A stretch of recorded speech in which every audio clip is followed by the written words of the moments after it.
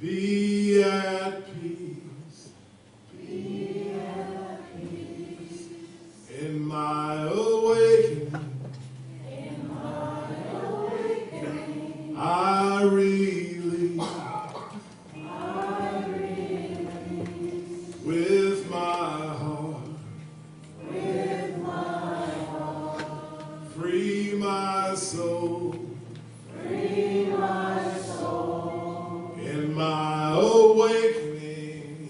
In my awakening. I am whole. I am whole. Om Shanti, Om Shanti, Om Shanti, Om Shanti, Om Shanti, Om Shanti, Om. Om Shanti, Om Shanti, Om Shanti, Om Shanti, Om Shanti, Om Shanti, Om Shanti, Om.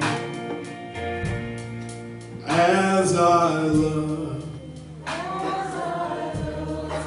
as I give, in my awakening, I choose to live. Give me strength. Shine your light. In my awakening. Clear my sight. Om Shanti, Om Shanti, Om Shanti, Om Shanti, Om Shanti, Om Shanti, Om. Om Shanti. Om Shanti, Om Shanti, Om Shanti, Om Shanti, Om Shanti, Om Shanti, Om. All I believe, all I know,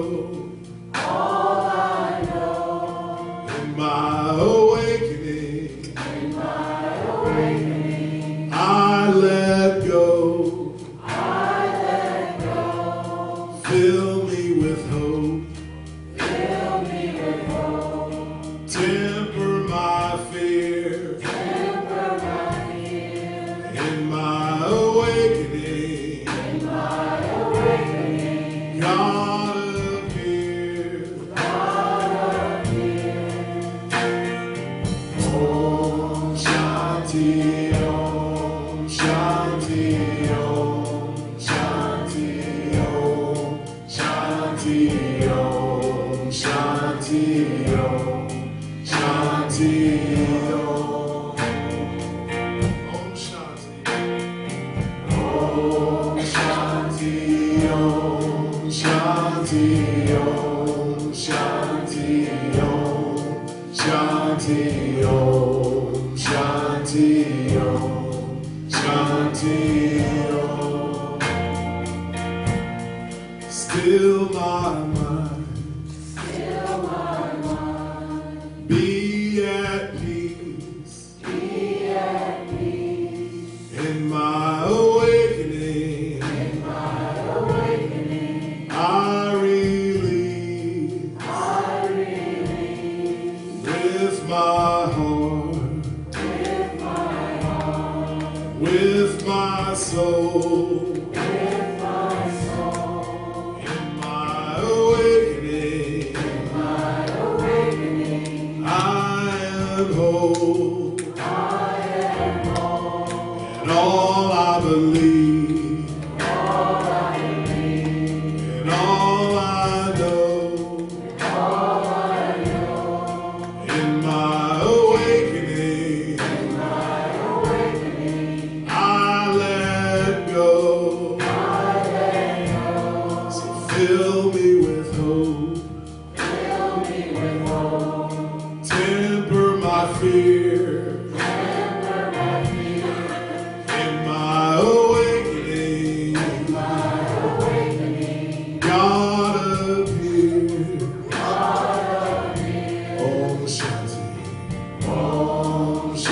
Shanti Om, Shanti Om, Shanti Om, Shanti Om, Shanti Om, Shanti Om.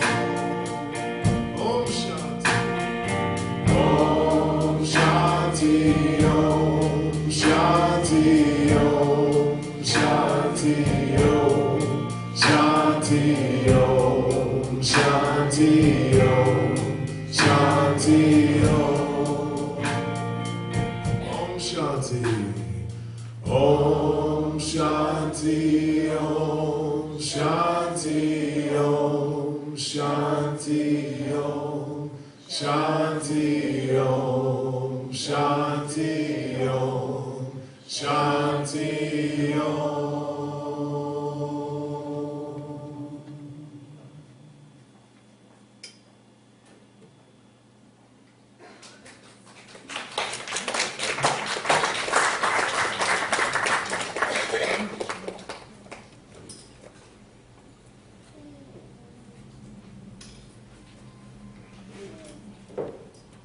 And if you will, please help me welcome James Taylor.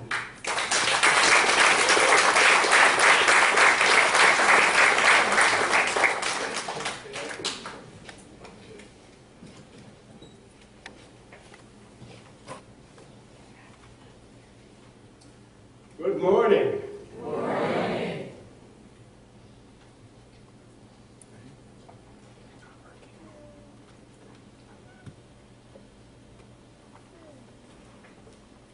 I had long wanted to attend the Parliament of the World's Religions, although each one of the ones that I knew about had happened on other continents, and that made it somewhat inconvenient for me. On November 4th, 2014, I learned that the Parliament of World Religions was going to be held in Salt Lake City, where I lived for many years. Within an hour of posting that news on Facebook, I received a private message from a friend who said, "I want to be your ticket." Now I knew that all was in divine order and that I would be able to attend this one. I was initially drawn to Unity by articles in the paper written by Reverend Justin Epstein, who was the Unity minister of Hilton Head at the time. Some of these articles came from the perspective of his involvement with Hindu philosophy through Paramahansa Yogananda's Self-Realization Center and his student Roy Eugene Davis. I've been practicing transcendental meditation for 35 years and had a deep interest in Hinduism. By attending Unity services, I came to understand its deep inclusivity, which is captured in the phrase, "One God, many paths."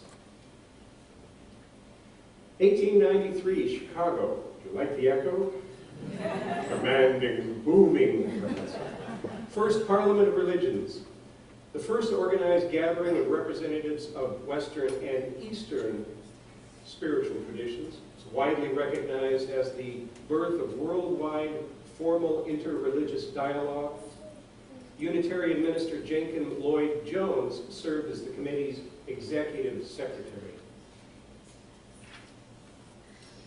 The committee that planned and organized that first parliament formulated 10 objectives. 5 of these, I think, still apply to all of the modern era parliaments. To bring together in conference for the first time in history the leading representatives of the great historic religions of the world, to show to man, they used those words in those days, in the most impressive way what and how many important truths the various religions held and taught in common. To set forth what are deemed the important distinctive truths held and taught by each religion and by the various chief branches of Christianity.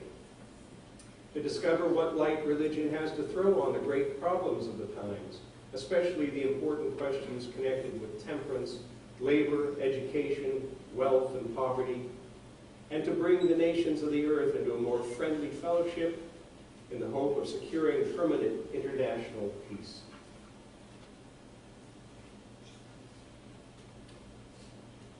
this fellow. Oh, you'll see him. There he is again. Swami Vivekananda gave a keynote speech.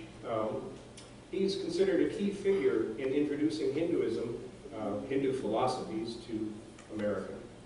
Vivekananda said, "We believe not only in religious tolerance, but that all religions are true." Hence the idea, one God, many faiths. It's a little hard to read up there. His saying, "We are what our thoughts have made us. So take care of what you think." Sounds a whole lot like our founder, Charles Fillmore's words here.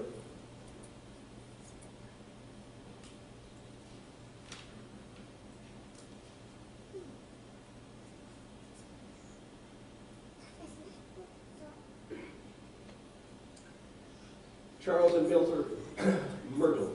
Why do I want to say Myrtle? Charles and Myrtle attended this first Parliament of Religions, which is noteworthy because they rarely traveled from their home. That same year, they chose Unity as the name for the movement that they founded. The Fillmores carried 7 of Vivekananda's pamphlets in their bookstore. Now, 100 years later, the second Parliament of Religions took place also in Chicago in 1993, and it stated a mission to cultivate harmony among the world's religious and spiritual communities and foster their engagement with the world and its guiding institutions in order to achieve a just, peaceful, and sustainable world. The Dalai Lama, leader, spiritual and temporal leader of 6 million Tibetans, spoke at this conference. During the closing festivities at Grant Park, he drew a crowd of 20,000 people. His Holiness has attended every World Parliament since and had to cancel just a month ahead of this last one in Salt Lake due to health reasons. I believe deeply that we must find, all of us together, a new spirituality. This new concept ought to be elaborated alongside of the religions in such a way that all people of goodwill could adhere to it. The next Parliament took place in 1999 in Cape Town, South Africa. Over 7,000 people came, 75 countries were represented. They exchanged insights, shared wisdom, and celebrated their unique religious identities. They examined critical issues facing the global communities and sought the accords that could lead to shared commitments.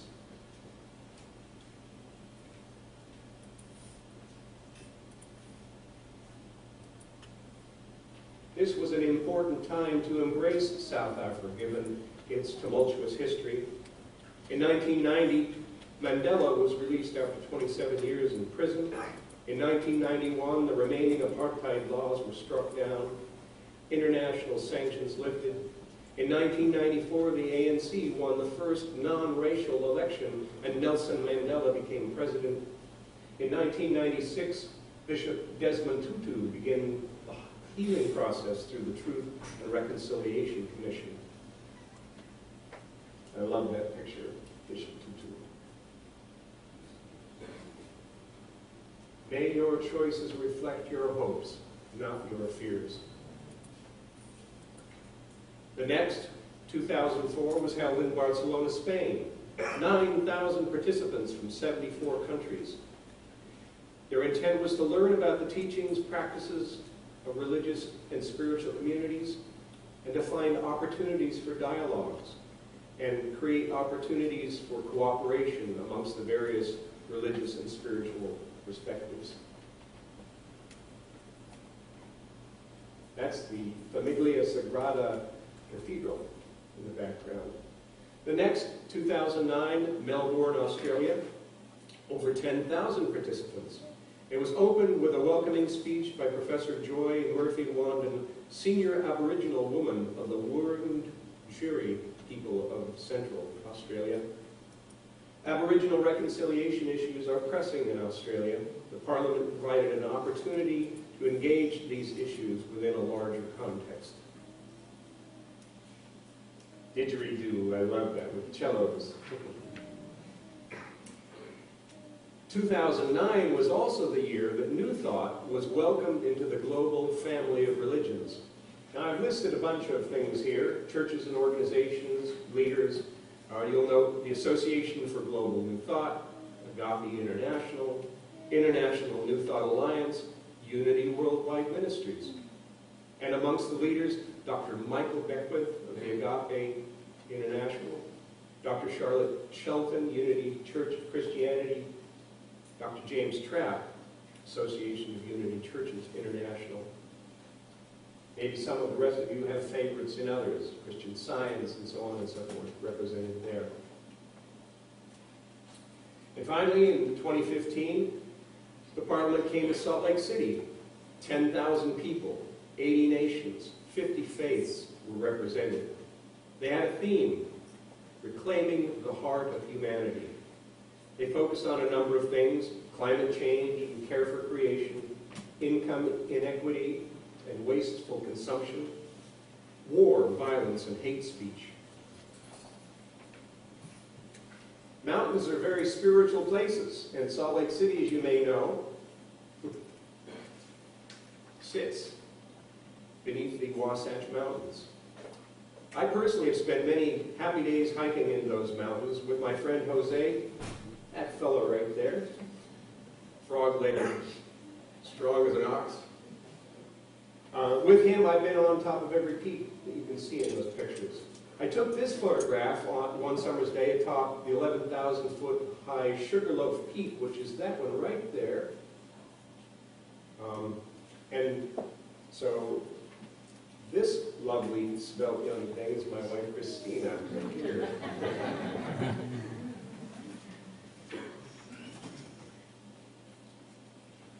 Indigenous peoples have become more and more important. It's ironic that the very first Parliament did not celebrate indigenous religions, but it's become a deeper part of what they do. This Parliament, the welcoming indigenous nations, Paiute, Ute, Goshu, Navajo, opened the Parliament. Presenters included Chief Larry Sestbuch, who's this gentleman here of the Ute tribe, Chief Arvel Looking Glass from the Lakota people, Onondaga Seneca Chief, Chief Oren Lyons, and Dr. Rose Perret of the Maori Tahuna people. There was a sacred fire that was lit at the beginning of the celebration, and it burned continuously to the end, and there were native elders there present to help you make tobacco offerings if you wish to do so, which I did on more than one occasion. Tobacco is a way in which Native Americans often pray. For many years while I lived in Utah, I was involved with Native American ceremonies and gatherings. Their attitudes towards Mother Earth, their reverence for the environment led me to an interest in Celtic paganism. For about 12 years, I've been involved with a sweat lodge community across the river in Bluffton, South Carolina, and the week before the Parliament, they helped me to make a drum, my own drum. There was to be a reunion of a spiritual community that Chris and I were involved in creating some 29 years ago called AHO, which is short for Ahomet Hakuyasin, which means for all my relations. We were a blended family of what you might call hippies and native elders. These various native elders came from as far away as the Musqueam First Nation of British Columbia and as far south as the Hopi Nation in Arizona. This took place the week after the Parliament, and the Sweat Lodge, which concluded our reunion, we held a ceremony to awaken my new drum. With us was the Shoshone elder Lane Tom, and the opening song came down to us from Bearboy, who had been the Sundance chief for the Utes. Now the app that you see there turned out to be absolutely priceless. It replaced all of this. There were so many events to attend. It allowed you to see the programs, make your own personal schedule so that you could refer to that. It gave bios of the major speakers, provided maps so you could find your way around, and it allowed instant messaging between those who opted in. I used that on occasion myself. This app did not solve all of my problems, though, because there were so many things I had a difficult time making my choices. Sometimes I had the option of sending my wife Chris to something else so that we could split up forces. But besides attending the Parliament, I was also committed to video some of the presenters. And on one occasion, I had to choose between my friend Trevi Johnson, who was doing a presentation, and a performance by my friend George Grant, who, well, fortunately, George was going to be doing 2 other performances, and so I did get some of his work. The Association for Global New Thought held a panel discussion, which was about an hour and a half, and it is available on the internet. The moderator was Michael Bernard Beckwith.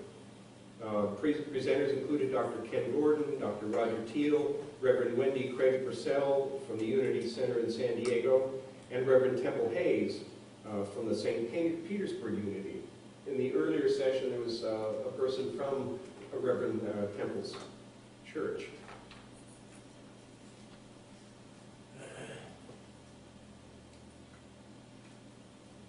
This fellow. Everybody in love with this guy? Yes.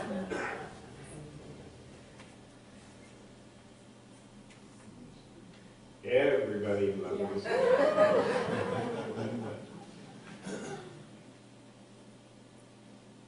There was a lot of work done behind the scenes by the elders and spiritual leaders who were involved in the conference, and some of that was to prepare declarations on a number of topics.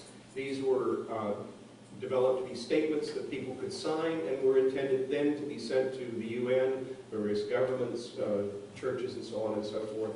And they focused on a number of specific issues: climate change, hate speech, war and violence, income inequality, human rights and dignity of women.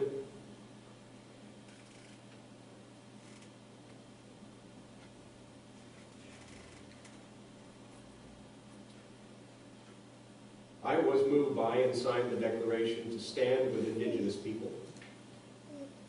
I attended a number of sessions focusing on Indigenous people. Some of my most deeply moving experiences were in these sessions. At a women's wisdom sharing, I heard a First Nations elder from the Northwest Territories of Canada named Basha Blondin tell of a great tragedy of her people. In the 1940s, they mined uranium in the hills surrounding Great Bear Lake, which is the center of the Dean tribe, and utilized the labor of the tribe. The corporation did so without providing any safety equipment nor any training on safety procedures. As a consequence of this, most of the male elders of this tribe have passed due primarily to cancer. But the part of the story that touched my heart was that when the tribal council discovered that the uranium that had been mined on their land was used to make the atomic bomb that was dropped on Hiroshima, they formed a delegation they sent to Japan to apologize to the Japanese people.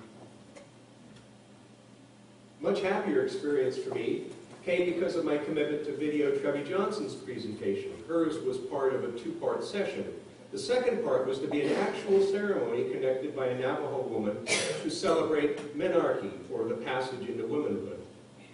The presenter asked the volunteers, and they were everywhere present, you could see them, they had green t-shirts on, if they could close the doors so that the ceremony would be uninterrupted, and they were informed that they could not do that because of fire codes. I was one of 2 men present in this large gathering.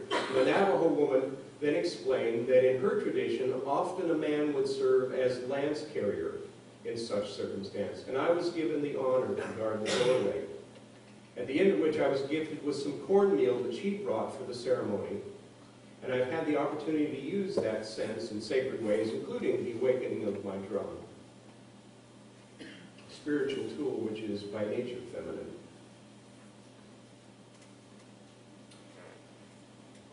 As I mentioned, the first Parliament was organized by a Unitarian, and there's always been an emphasis on social action and justice.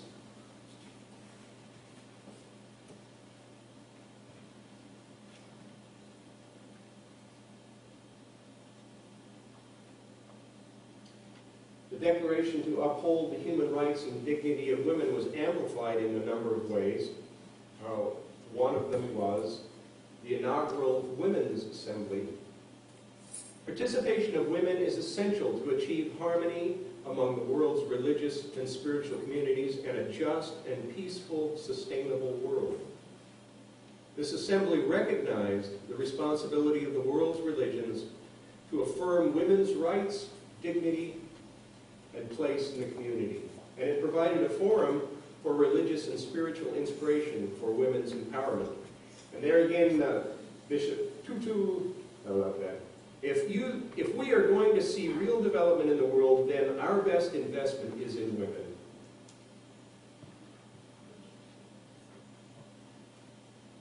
Doesn't she look joyous? They had a large number of women speakers, many of which you may know: Marion Williamson, Ilyasah Shabazz, who is the esteemed daughter of Malcolm X and Dr. Betty Shabazz, Malika Chopra, the public speaker and daughter of Deepak Chopra. One I'm going to pick out here is Terry Tempest Williams.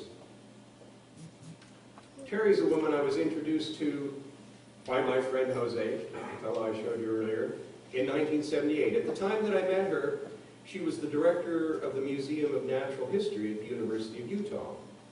Jose and I were present the very night that she decided to resign that position and to devote herself to writing full-time. The world is better for that. That occasion was a joint reading by the writers Barry Lopez and Edward Abbey.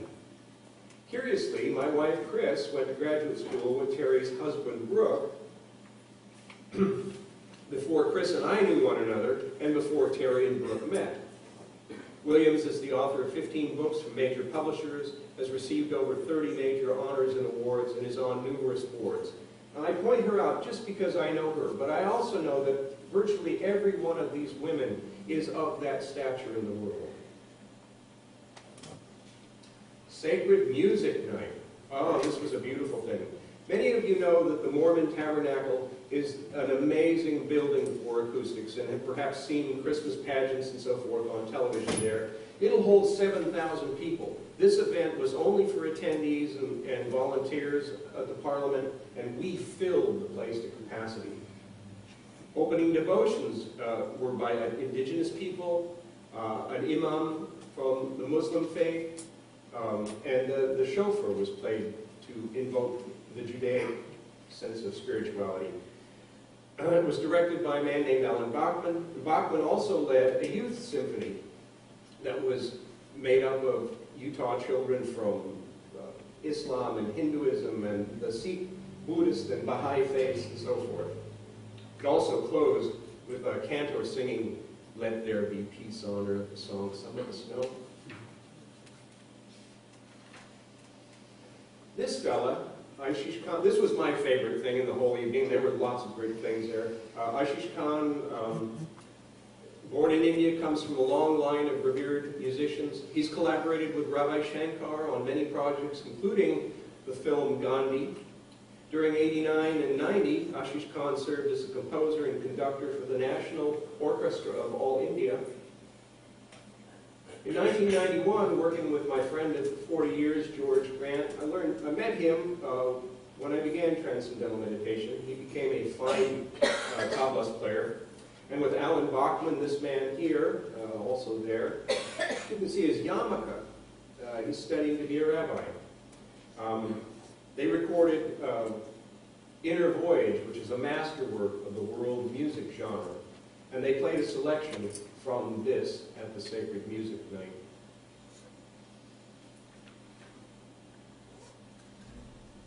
Langar, a Sikh tradition. Each day from noon to 2 o'clock, a vegetarian meal was served and shared with all the Parliament attendees who wanted to as a gift of the Sikhs. They fed between 6,000 and 8,000 people every day. Sometimes that line was 45 minutes or an hour. There were a lot of other options, but you stood in line because it was such a grace-filled experience. At their Golden Temple in Amritsar, they served between 250,000 people 3 meals a day, 365 days a year. Now, at the end of the event, the chairman, Abdul Malik Mujahid, announced that now it will happen every 2 years. And it was also announced that Dr. Larry Greenfield will chair the next Parliament. He's the Executive Minister of the American Baptist Churches of Metro Chicago, a regional judicatory of the American Baptist Churches, theologian and resident for a Community Renewal Society, which is a faith-based organization in Chicago that works to eliminate race, class barriers, and advocates for social and economic justice.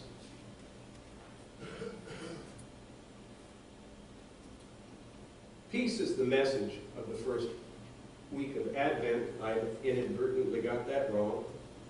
Peace is certainly a theme that runs throughout the Parliament. Last year on this occasion, if you were here, Reverend Dale, let it be known that the book Unveiling Your Hidden Power, Emma Curtis Hopkins' Metaphysics for the 21st Century, had become a great favorite, and he had it with him everywhere. He had it in Kindle, phone, and so forth. And my dear brother Kyle, wherever he is, he gave me this copy.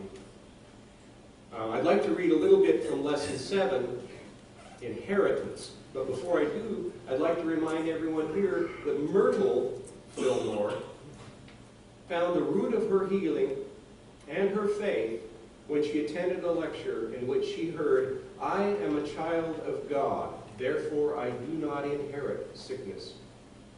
What do we inherit as children of God? In answer, I'll close with this quote from the book. "The peaceful nature of Nathaniel Bartholomew, who was the apostle associated with this power, is the true nature of all being, for peace is omnipresent. To rebuke someone for their apparent behavior is to be blind to the truth of that person, their Christ nature. So when another seems to rebuke us, we forgive ourselves and them. We judge not, nor accept the judgment of others, and so become peacemakers." Bartholomew's beatitude is, "Blessed are the peacemakers." So it is, and so we let it be.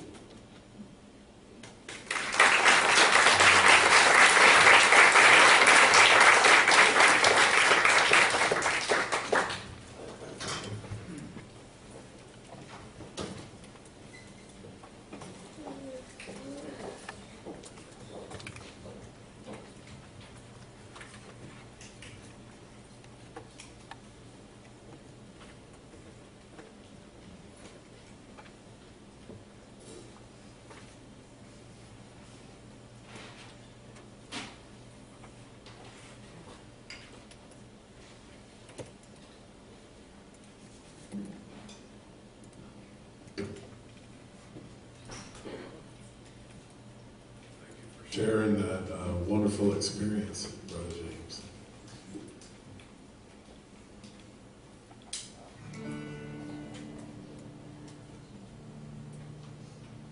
They told me you were going to be speaking today, and they told me what the topic was going to be, and I immediately thought of this song because it's the simplest song I've ever heard. So, but it's also one of the most powerful songs I've ever heard.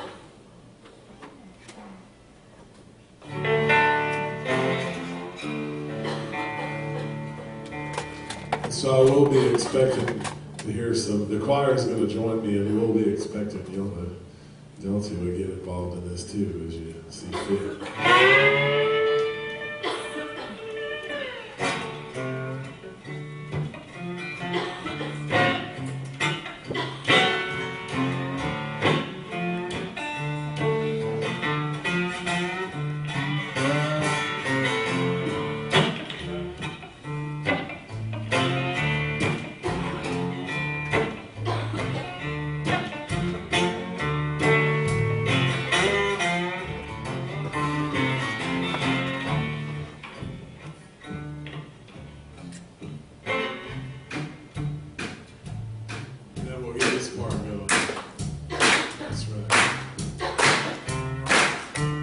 Keep your land.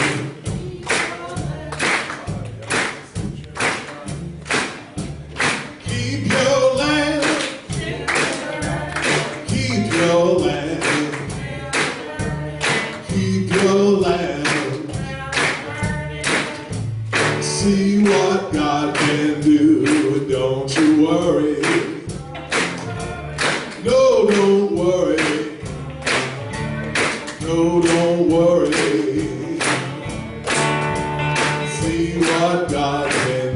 So keep your lamb, keep your lamb, keep your lamb. See what God can do, and don't you worry, oh, don't you worry, don't you worry. See what God can do.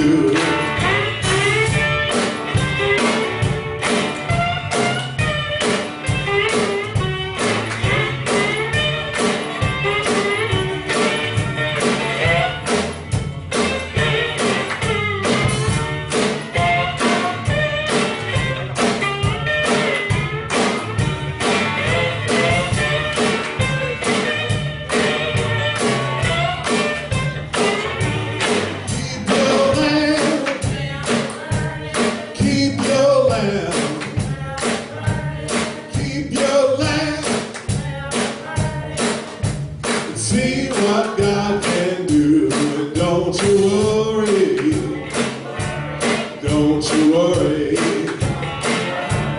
don't be worried. See what God can do. Keep your lamb, keep your lamb.